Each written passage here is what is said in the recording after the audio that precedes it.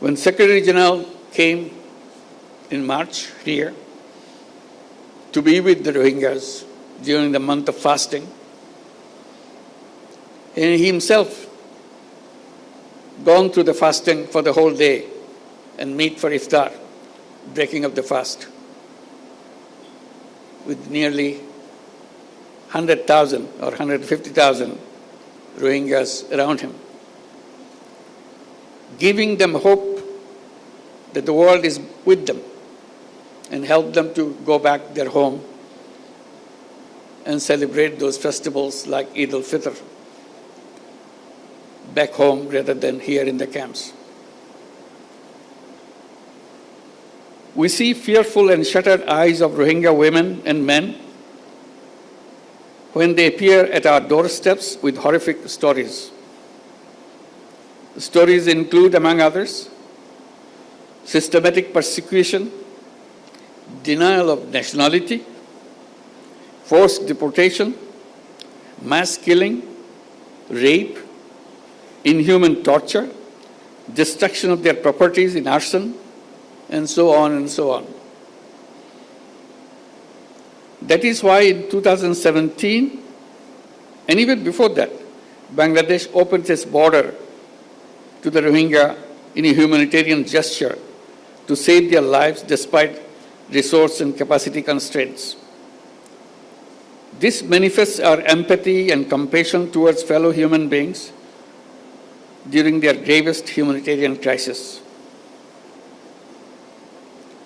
We don't afford anymore to stand silent at the protracted situation of the Rohingyas. Hence, we urge upon the international community to undertake collective efforts to stop the Myanmar junta and the Arakan army from unleashing violence against Rohingya. Effective role of the international community is much more needed than ever before. Excellencies and distinguished guests, I acknowledge the continued support, assistance, and solidarity of the donors, our partners, UN agencies, international organizations, and friends across the globe to the Rohingyas sheltered in Bangladesh. We greatly value your compassion and continued partnership for the Rohingyas. Your continued support will remain pivotal and exigent until they return home. Bangladesh now hosts 1.3 million forcibly displaced Rohingyas from Myanmar. That makes CoxsBazar the largest refugee camp in the world.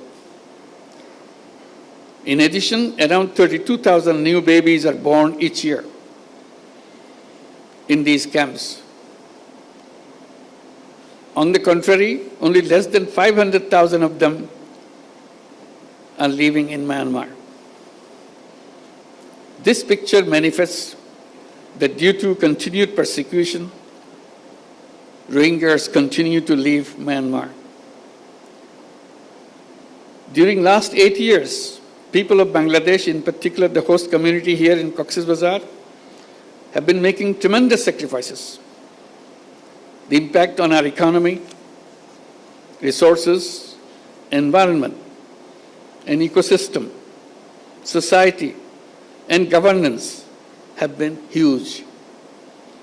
I thank our host community and the people of Bangladesh for their wholehearted support and enormous sacrifices for the Rohingyas. We don't foresee any scope whatsoever for further mobilization of resources from our domestic resources, given our own challenges. Rohingya issue and its sustainable resolution must be kept alive on the global agenda as they need our support until they return home.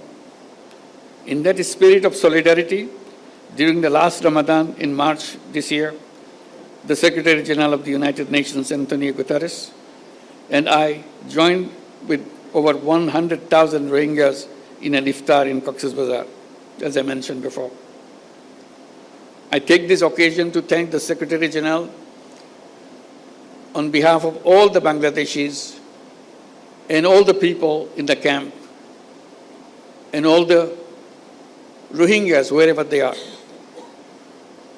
That was a wonderful gesture he did, and uplifted the morale of all the people in Bangladesh and the Rohingyas, particularly around the world.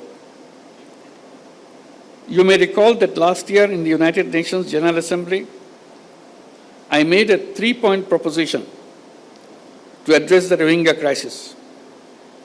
In recognition of my call, the high-level conference was envisaged for this year's General Assembly. I hope that this dialogue here in CoxsBazar will contribute substantively to the conference in New York in shaping the roadmap for an expedited and permanent solution of the Rohingya crisis.